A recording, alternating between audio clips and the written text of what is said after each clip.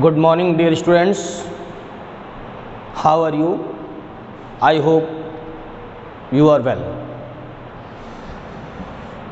In previous chapters, you study which name is physical world, and second chapter is unit and measurement. Third chapter motion in straight line. Fourth, plane motion in a plane. And other chapter, fifth chapter is Newton's laws of motion, and sixth chapter work, power, energy, and seventh chapter you study the system of particle and rotational motion. But today we are going to study a new chapter which name is gravitation. This is your 8th chapter. आपने जो पीछे पढ़ा है वह chapter था physical world, unit and measurement, motion in straight line,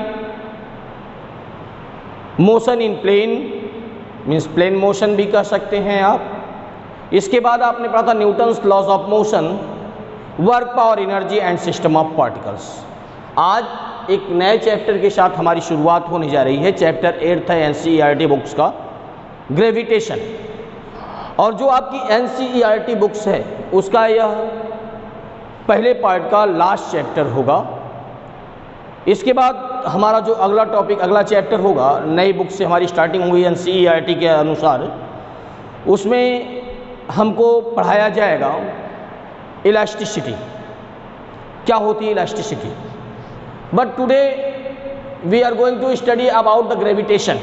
this is the important chapter and interesting chapter. Gravitation, what is gravitation? We know in universe each body attract to another each body. हम जानते हैं कि पूरे universe में प्रत्येक body को अपनी तरफ अट्रैक्ट करती है।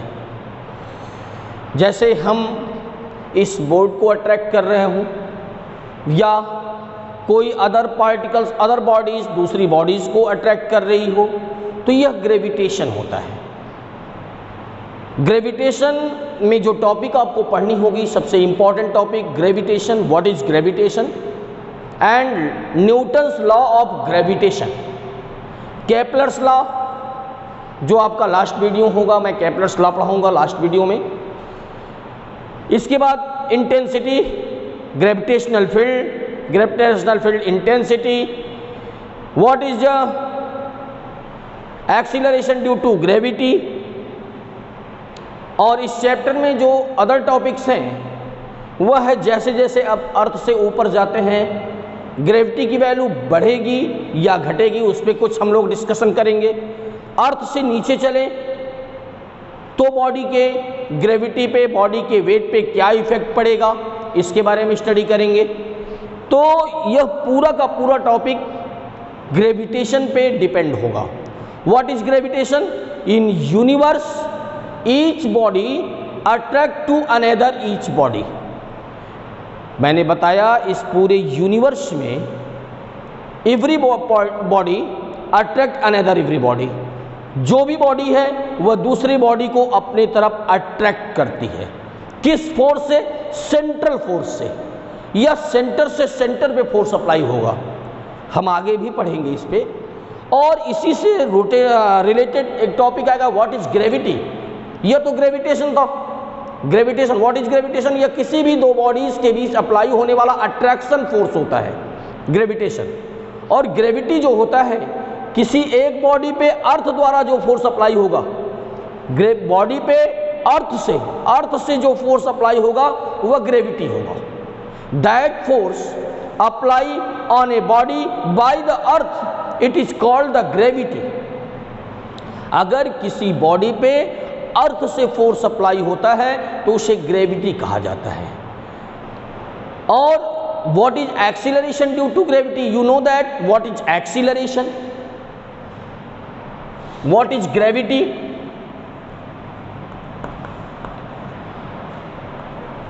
gravity and gravitation. What is gravitation? In universe, each body attract to another each body, it is called the gravitation. And if the one body is earth and other is anything, then this is called the gravity. What is gravity? That force apply, that attraction force apply on a body by earth, it is called the gravity. तो gravitation और gravity में क्या difference है? Gravitation में एक body होगी और एक अर्थ होगा। अर्थ से किसी बॉडी पे जो अट्रैक्शन फोर्स अप्लाई होता है उस फोर्स को ग्रेविटी कहा जाता है, और किन्हीं भी दो बॉडीज के बीच जो फोर्स अप्लाई होता है उसे ग्रेविटेशनल फोर्स कहा जाता है। अब ग्रेविटेशनल फोर्स और ग्रेविटी जब जान लिए, सपोज मैं एक बॉडी को नीचे से ऊपर की तरफ थ्रो करता हूं, तो वह बॉडी नीचे की तरफ आती है तो उसके सेकेंड में पर सेकेंड वेलोसिटी में चेंजिंग होती जाती है। इसी को कहते हैं acceleration due to gravity. What is acceleration due to gravity? First you know that what is acceleration. Rate of change of velocity is called the acceleration. And when a body freely fall towards the earth, then the rate of change of velocity is called the acceleration due to gravity. हमने कहा जब कोई body freely falling करती है अर्थ की तरफ तो उसके rate of change of velocity जो होती है वो एक्सीलरेशन ड्यू टू ग्रेविटी होती है। Okay, what is acceleration due to gravity? When a body freely fall towards the earth, then the rate of change of velocity is called the acceleration due to gravity. Acceleration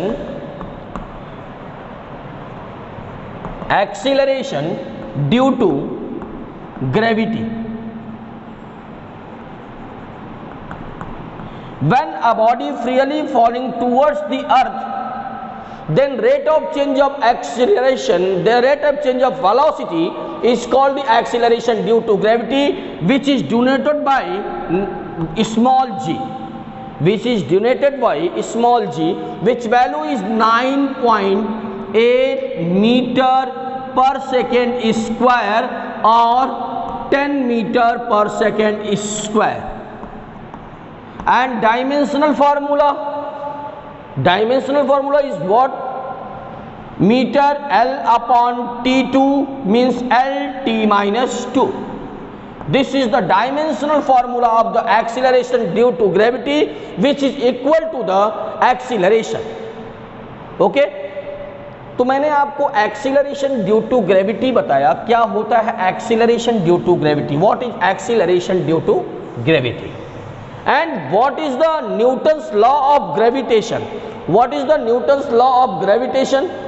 Newton's law of gravitation पढ़ने से पहले what is weight? What is weight? किसी body पे अर्थ से जो force apply किया जाता है, that force applied by a earth on a body, it is called the weight. Means यदि हम weight जो होता है weight which denoted by W is equal to m into g. When the mass multiply by gravity, acceleration due to gravity, acceleration due to gravity, it is called the weight. माने जब हम मास में acceleration due to gravity से multiply करते हैं तो उस body का वह क्या कहा जाता है? वेट। किसी बॉडी में जितने पार्टिकल्स, जितने सबस्टेंस हैं वो उसका मास होता है, और यदि मास में हम ग्रेविटी से मल्टीप्लाई कर दें तो वो उसका वेट बन जाता है। मैंने अर्थ किसी बॉडी पे जो फोर्स अप्लाई करता है, अर्थ द्वारा किसी बॉडी पे अप्लाई किया गया फोर्स उस बॉडी का वेट होता है। It is the vector quantity. Weight is vector quantity, so we can write vector W is equal to m into vector G. Vector G. This is the cross product because weight is the vector quantity. Okay? So what is weight? Weight जब किसी body पे अर्थ से जो force apply होगा, body पे अर्थ से जो force apply होता है वह बॉडी का वेट होता है। अदर मीनिंग उसकी आप कह सकते हैं कि जब किसी बॉडी के मास में acceleration due to gravity means 9.8 और 10 से मल्टीप्लाई कर देते हैं तो वह बॉडी का वेट बन जाता है। ओके, तो यह था वेट पे प्रोसेस। फेमस लॉ आया न्यूटन का। न्यूटन्स 3 लॉ आपने पढ़ लिया था। फर्स्ट लॉ था inertia law, other is force and third is action reaction law. लेकिन इन तीनों लॉ से डिफरेंट लॉ एक मिला, उसे कहा गया Newton's law of gravitation. Newton's law of gravitation. Newton's law of gravitation. What is Newton's law of gravitation? In universe, you know, in universe, each body attract to another each body. आप जानते हैं कि पूरे universe में प्रत्येक body दूसरे body को अपनी तरफ अट्रैक्ट करती है, बॉडी कोई भी हो। तो न्यूटन ने बताया if two body which masses is m1 and m2 separated some distance, this is radial distance, separated some distance r। जो डिस्टेंस मैंने माना है, कंसेप्ट क्लियर रखिएगा, डिस्टेंस हमेशा सेंटर से सेंटर की मेजर करेंगे। Newton's law of gravitation. When two body separated some distance r, then apply the attraction force is directly proportional to the product of mass and inversely proportional to the square of distance. Okay? हमने कहा कि जब पूरे universe में प्रत्येक body को अपनी तरफ अट्रैक्ट करती है तो उसी को बेस बनाते हुए न्यूटन जी ने एक लॉ दिया, न्यूटन्स लॉ ऑफ ग्रेविटेशन, कि जब दो बॉडी को कुछ डिस्टेंस पे सेपरेट करते हैं तो उसमें एक सेंट्रल फोर्स अप्लाई होता है। मींस m1 अप्लाई करता है फोर्स m2 पे, means f1 apply the force at f2 and f2 apply करता है 1 पे। यह सेंट्रल फोर्स है जो सेंटर से सेंटर पे अप्लाई होता है, बॉडी के सेंटर से सेंटर पे अप्लाई होगा। लेकिन आपका यह कंसेप्ट खाली क्लियर होना चाहिए, सेंटर से सेंटर पे अप्लाई, इसलिए मैं बार बार बता रहा हूं कि जो डिस्टेंस मेजर की जाती है यह डिस्टेंस नहीं मेजर करते हैं सेंटर से सेंटर की डिस्टेंस। बॉडी के सेंटर से सेंटर की डिस्टेंस को मेजर किया जाता है। तो what is the Newton's law of gravitation? When two body separated some distance, then apply the attraction force, only one attraction, not repulsion. When two body separated some distance r, then apply the attraction force is directly proportional to the product of mass and inversely proportional to the square of distance. From equation first and second we find F is directly proportional m1 m2 upon r square। लेकिन आप जानते हो physics में proportional को हटा देना चाहिए और प्रोपोर्शनल हटाने के लिए एक कांस्टेंट मानते हैं, that is the gravitational constant capital G means gravitational constant G m1 m2 upon r square। Okay, this is the Newton's law of gravitation, where F is the attraction force, m1 is the mass of first body, m2 is the mass of second body, and r is the central distance, and G is the gravitational constant. G is gravitational constant. Gravitational constant which value is, जिसकी वैल्यू क्या होती है, G is equal to 6.67 into 10 power -11 unit. What is the unit of the gravitational constant? Gravitational constant की unit क्या होगी? Suppose करो आपको नहीं पता, आप फाइंड कर सकते हो। देखो रफली capital G is equal to F into cross multiply R square upon M into M one into M two. The unit of the force is newton into unit of distance is metre, newton metre square upon kg into kg square, newton metre square per kg square. The unit of the gravitational constant is newton metre square per kilogram square. Okay, तो gravitational constant जिसकी value 6.67 × 10⁻11 Newton metre square per kg square. What is the Newton's law of gravitational? समझ में आ गया होगा। केवल एक concept इसका numerical के लिए याद रखिएगा हमेशा कि बॉडी का जो डिस्टेंस होगा वह एक बॉडी के सेंटर से अनदर बॉडी के सेंटर पे होगा। मतलब सेंट्रल फोर्स अप्लाई होता है बॉडी पे जो अट्रैक्शन फोर्स है वह सेंट्रल फोर्स है, सेंटर से सेंटर पे अप्लाई होता है। तो what is the Newton's law of gravitational? When two body separated some distance then apply the attraction force is directly proportional to the product of its mass and inversely proportional to the square of distance. From equation first second we find F is directly proportional m1 m2 upon r square। Proportional को हमने हटा दिया, हटाने के लिए कुछ constant माना, वह constant gravitational constant capital G F is equal to G m1 m2 upon r square where G is the gravitational constant which value is 6.67 × 10⁻11 Newton metre square per kg square. तो यह unit की बात हो गई। Gravitational constant, what is the dimensional formula of the gravitational constant? मैंने बताया भी होगा पीछे। What is the dimensional chapter, जब यूनिट एंड मेजरमेंट हम लोग पढ़ रहे थे तो आपने देखा था क्या होता है डायमेंशनल फार्मूला ग्रेविटेशनल कांस्टेंट का, और एक इंपॉर्टेंट डायमेंशनल फार्मूला इसका है।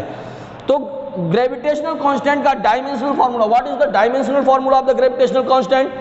Newton means force, the dimensional formula of the force m/L(T)-2 and metre means L2 upon kg m2। इसको ऊपर सॉल्व करते हैं ले जाके तो m-1 L(3T)-2। This is the dimensional formula of the gravitational constant. Okay, तो what is the gravitational constant? Gravitational constant क्या है? आप जब न्यूटन्स लॉ ऑफ ग्रेविटेशन जान गए तो what is the gravitational constant? इसमें जो ग्रेविटेशनल कांस्टेंट है यह क्या होगा? The gravitational constant capital G is equal to F(r) square upon m square. Gravitational constant is mathematically equal to the attraction force when unit mass of body is separated unit distance। जब unit mass की body को unit distance पे separate कर दिया जाता है तो जो ग्रेविटेशनल कांस्टेंट होता है वो अट्रैक्शन फोर्स के इक्वल होता है। Means unit mass of body separated unit distance then the attraction force is called the gravitational constant। मैंने कहा जब यूनिट मास की बॉडी को यूनिट डिस्टेंस पे सेपरेट कर देंगे तो जो अट्रैक्शन फोर्स अप्लाई होता है वही ग्रेविटेशनल कांस्टेंट है। ओके, यहां से क्वेश्चन और आपको 12th क्लास में मिलेगा। What difference between the gravitational force and electrical force, यह आपको 12th क्लास में मिलेगा। थोड़ा सा देखते हैं उस पर। यह जो ग्रेविटेशनल फोर्स है it is does not depend upon the medium. Gravitational force independent upon medium, यह ग्रेविटेशनल फोर्स मीडियम पे डिपेंड नहीं करेगा। ग्रेविटेशनल फोर्स इनवर्सली प्रोपोर्शनल होता है डिस्टेंस स्क्वायर के। Gravitational force only one attraction force हो सकता है, it is only one attractive force. यह केवल अट्रैक्शन करता है, रिपल्सन नहीं करता।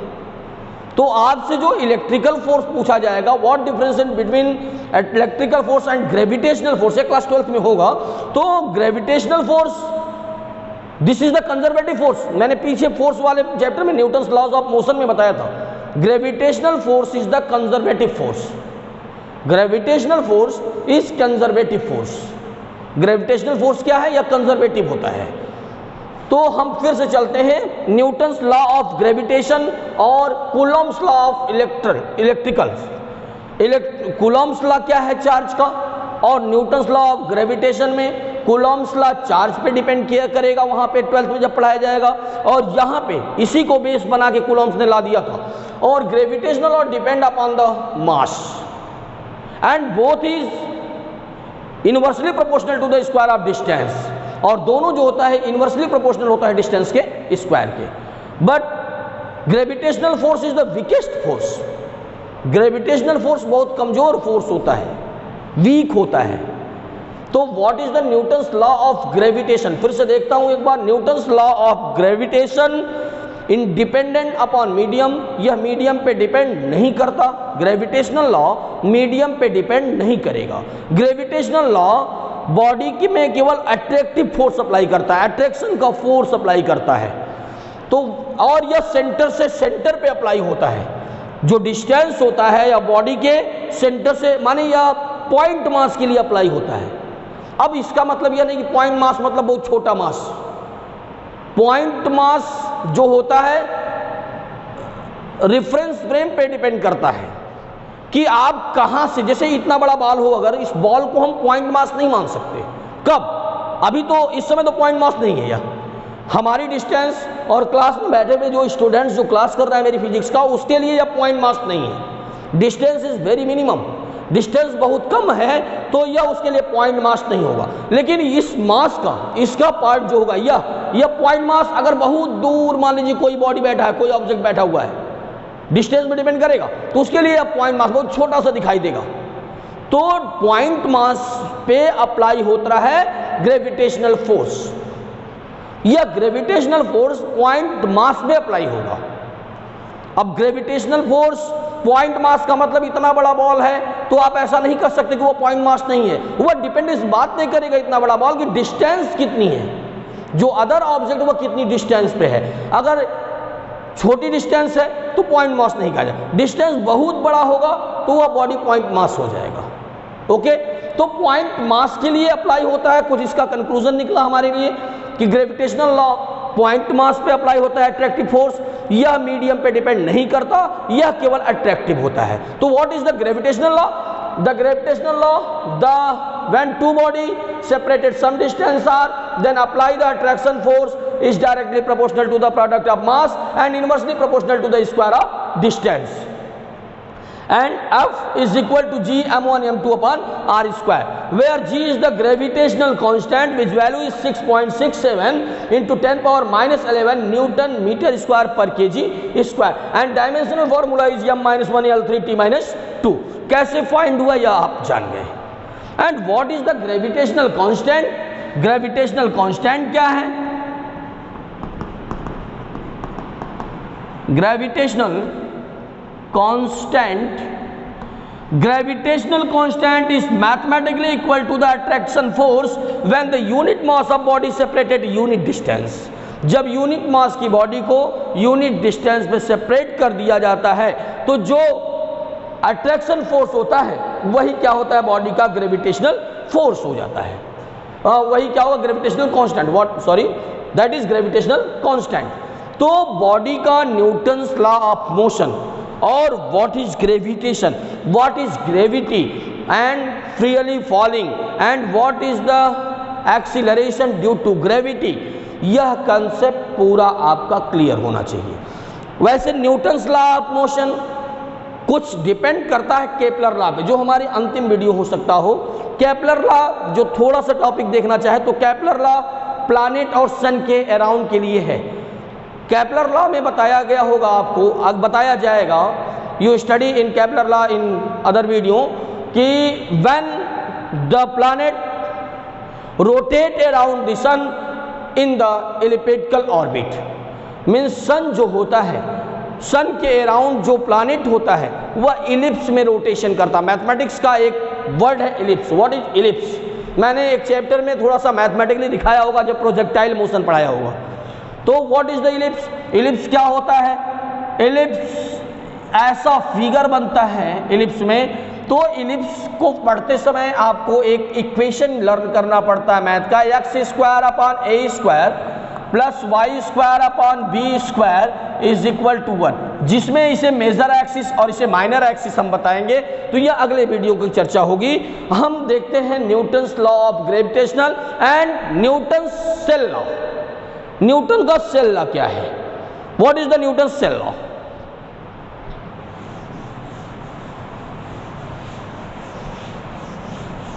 न्यूटन सेल लॉ जो होता है वह छोटा सा कंसेप्ट है, जान लेना जरूरी है, आपके लिए बहुत इंपॉर्टेंट टॉपिक है। What is the Newton shell law?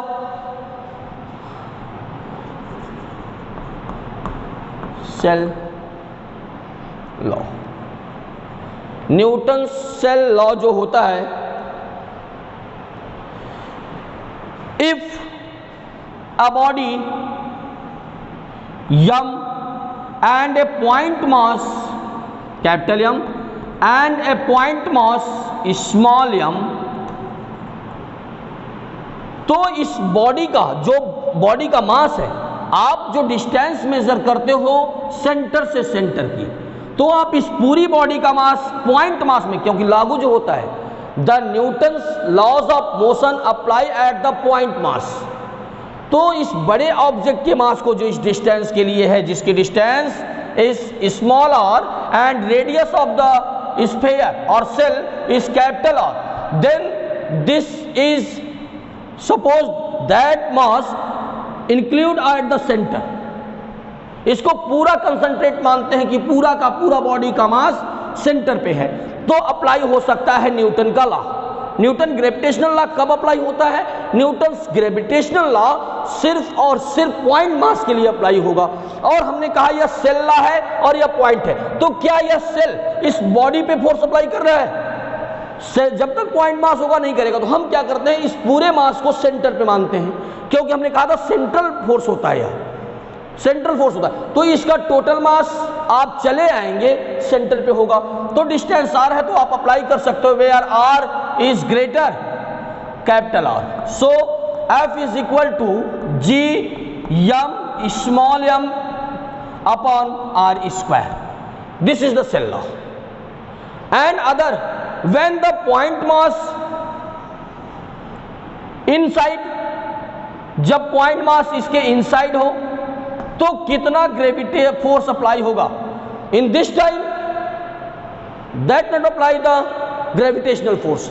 अगर वह पॉइंट मास सेल के अंदर है, सेल के भीतर है, तो उस पर कोई भी फोर्स अप्लाई नहीं होता, अर्थात नेट फोर्स जीरो होता है। हमने कहा सेल लॉ में बताया गया था कि जब बॉडी सेल हो और से कुछ डिस्टेंस पे एक पॉइंट मास रखा गया हो, तो इस पूरे सेल के मास को हम सेंटर पे बना लेते हैं और इसकी डिस्टेंस लेके लगा देते हैं ग्रेविटेशन लॉ। और यदि बॉडी एक सेल है और सेल के भीतर पॉइंट मास आपने सपोज किया स्मॉल एम है, इस कंडीशन में इस बॉडी पे कोई नेट फोर्स अप्लाई नहीं होता। हाँ, एक कंडीशन और हो सकती है, suppose this is the force shell other part which distance is mass m1 m2 and distance r1 r2, तब के लिए आप फोर्स अप्लाई करते हो F इज इक्वल टू, उस कंडीशन में जो फोर्स अप्लाई होगा F is equal to F is equal to G, distance कितना होगा? सपोज इस this mass m1 and this mass is m2, m1 and m2, then m1 plus m2 into point mass यहाँ पे small m upon r square, यह इसके लिए force apply करता है। लेकिन यह जो बाहर का पार्टिकल है इसके लिए यह फोर्स अप्लाई नहीं करेगा। यह जो बाहर सेल है इसके अंदर यह बॉडी आ जाती है पॉइंट मास, इस समय नेट फोर्स जीरो होगा। लेकिन इसके बाहर है, इस दो सेल के जो यह अदर सेल्स हैं इसके बाहर पॉइंट मास है, तो यह अदर सेल्स जो इस पॉइंट मास के भीतर पड़ता है यह तो फोर्स अप्लाई करता है, लेकिन जो आउटर सेल्स है वह फोर्स अप्लाई नहीं करता। मैंने कहा आपको सेल लॉ में बताया गया कि पॉइंट मास बनाएंगे और आउटर जो पॉइंट मास होगा उस पर फोर्स अप्लाई कर देंगे और ग्रेविटेशनल लॉ का फॉर्मूला यूज कर देते हैं। लेकिन यदि बॉडी का जो सेल है अगर उसके भीतर बॉडी सेल माने स्फेरिकल सेल के भीतर पॉइंट मास है उस समय नेट फोर्स 0 हो जाता है, कोई अट्रैक्शन फोर्स अप्लाई नहीं होता। लेकिन अगर सेल कई लेयर की है तो उस कंडीशन में हम यह देखते हैं कि यह पॉइंट मास जितने लेयर के भीतर उनके मास को छोड़ देंगे, बाकी के लेयर के मास को ऐड करके Newton's law of gravitational use कर देते हैं। ओके, तो यह था न्यूटन्स सेल लॉ।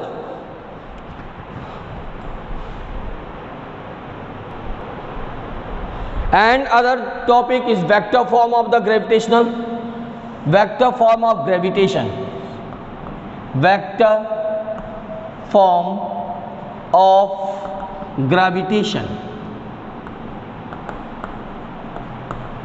यह ग्रेविटेशन का वेक्टर फॉर्म कैसे आप अप्लाई करते हो, कैसे यूज करते हो।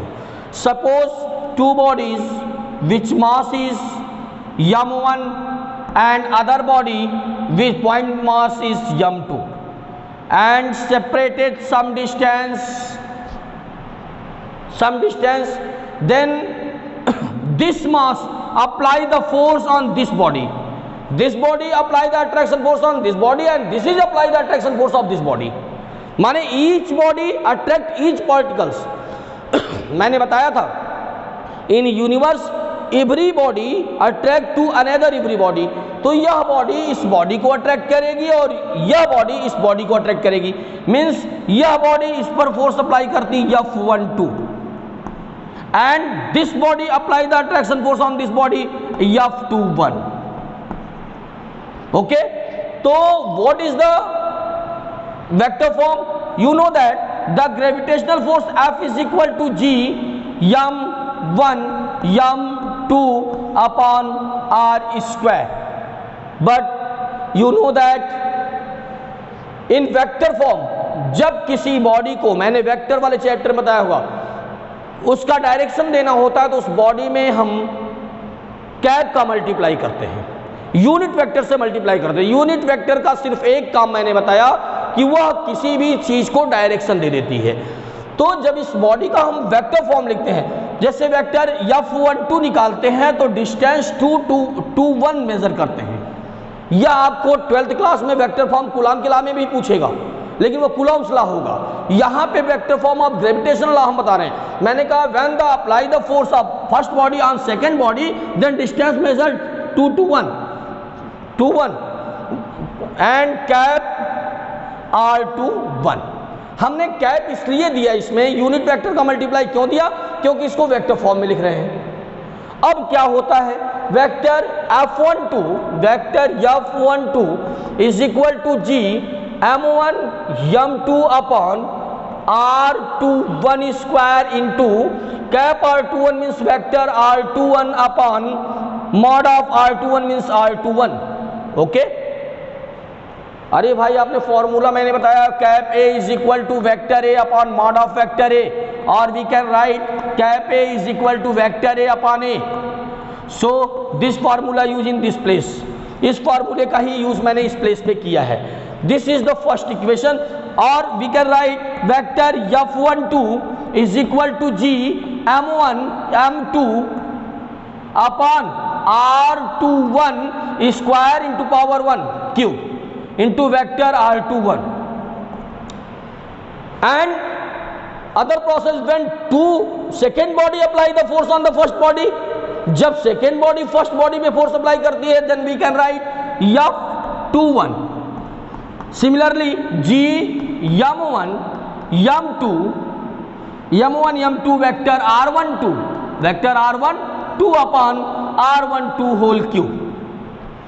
अगर हम इसकी डायरेक्शन चेंज कर दें, F12 यहां पे वेक्टर R21 है, यहां वेक्टर R12 है, vector R12 and vector R12, हम R21 वेक्टर R21 को माइनस वेक्टर R12 लिख सकते हैं, माइनस वेक्टर R21 लिख सकते हैं। जानते डायरेक्शन चेंज कर दिया मैंने, 1 to 2 को 2 to 1 लिख देंगे, डायरेक्शन चेंज हो गया। So we can write in this place F21 is equal to G m1 m2 vector R21 upon R21 whole cube। यहाँ वेक्टर नहीं, इसको R12 लिखे या R21 लिखे कोई इफेक्ट नहीं पड़ने वाला। यहाँ के ऊपर वेक्टर नहीं है, ये सदिश नहीं है, ये स्केलर हो गया इस समय, क्योंकि वेक्टर जिसके ऊपर उसी का डायरेक्शन चेंज करते समय हम साइन चेंज करते हैं, तो इसके ऊपर वेक्टर का साइन था, मैंने डायरेक्शन चेंज किया, साइन चेंज हो गया माइनस। तो आपको जो मिला यह सेम चीज यहां पे प्राप्त हुई, मीन्स F12 इक्वल है माइनस है माइनस वेक्टर F21 के। तो you can say the Newton's gravitational law follow the third law of Newton's third law. Newton के थर्ड लॉ को हम ग्रेविटेशन लॉ से फाइंड कर सकते हैं। न्यूटन्स थर्ड लॉ क्या था? Action is always equal to reaction but opposite direction. Action के बराबर रिएक्शन होगा और अपोजिट डायरेक्शन में होगा। तो इस न्यूटन की ग्रेविटेशन लॉ से मैंने थर्ड लॉ को फाइंड कर लिया। ओके, तो यह न्यूटन्स लॉ ऑफ ग्रेविटेशन था। न्यूटन्स लॉ ऑफ ग्रेविटेशन से हमने न्यूटन्स थर्ड लॉ को फाइंड किया। तो समझ में आया? Okay, we are studying about the law of the gravitation and I find the formula F is equal to G m1 m2 upon r square, where m1 and m2 is the mass of bodies and capital G the gravitational constant, which value is 6.67 into 10 power minus 11 Newton meter square per kg square। तो इससे related मैं कुछ numericals आपको दिखाता हूँ, लगाता हूँ, कैसे निकलेगा। Calculate the force of the attraction between two balls, each mass is 1 kg each. Calculate the force of the attraction between two balls, given two balls A and B, A ball A and ball B, which masses is 1 kg, 1 kg and 1 kg same, both mass is same and separated, central distance is 10 centimeter, 10 centimeter, and what is the attraction force? Attraction force is what? आपको कह रहा है question में दो ball है, इस ball के mass equal है और इसके सेंटर से सेंटर की डिस्टेंस 10 सेंटीमीटर है यह बॉल, और सेंटर से सेंटर की distance 10 centimetre and mass of ball is 1 kg। तो what is the attraction force? मानिए यह कितने फोर्स से इसको अट्रैक्ट करता है अपनी तरफ। अट्रैक्शन फोर्स फाइंड करना है। Given m1 is equal to m2 is equal to 1 kg and r is equal to 10 centimetre power minus 2 metre हो गया, और 100 से डिवाइड कर देंगे हम इसको तो मिलेगा 0.10 मीटर। यह r की वैल्यू आ गई। Force F is equal to G m1 m2 upon r square. Putting the value of capital G value 6.67 into 10 power minus 11 into m1 means 1 kg into m2 1 kg upon 0.1 square, or 6.67 into 10 power minus 11 upon 0.01, point cancel, 6.67 into 10 power 667 into 10 power minus 11। दो number बाद decimal लगाते हैं तो मतलब हुआ कि इसमें हम डिवाइड किए 100 से, तो 100 का मल्टीप्लाई भी करेंगे। 100 से डिवाइड करते हैं तो 6.67 into 10 power minus 9 Newton. Okay, तो जो बॉल है, जो दो बॉल रखी गई थी उसके बीच इतना फोर्स अप्लाई होगा इतने न्यूटन का। यह सिंपल न्यूमेरिकल था, इसको आपने सॉल्व किया। अब एक न्यूमेरिकल्स और देखते हैं। Other numerical is the mass m is broken into two parts of masses m1 and m2. How are m1 and m2 related? So that the force of the gravitational attraction between the two part is maximum। दोनों part के बीच जो gravitational force apply होता है वह क्या होता है? Maximum force है। तो मैक्सिमम फोर्स मीन्स आप लिख सकते हो, सपोज एक मास दिया है m, यह बॉडी का मास है, इसको दो पार्ट में आपने ब्रोकन किया, तोड़ दिया। Suppose this is m1 and this is m2। Okay, हमने एक मास को दो पार्ट में डिवाइड किया, m1 और m2। Suppose m1 is equal to m, then m2 is equal to m minus m। पूरा m था, इसमें स्मॉल m हुआ तो यह इस m माइनस m हो जाएगा, and distance is r, suppose distance is r, then force F is equal to G, m1 means m minus small m into m2 means small m upon r square, F is equal to G capital M small m minus m square upon r square. यहाँ m vary करता है, मास m ही change होता है, m की value ही आपको find करनी है। जब मैक्सिमम फोर्स अप्लाई होता है then differentiate both side with respect dF upon dm, m के रिस्पेक्ट में, क्योंकि m वेरी कर रहा है तो m के रिस्पेक्ट में मैंने क्या किया, डिफरेंशिएट किया इस फंक्शन को।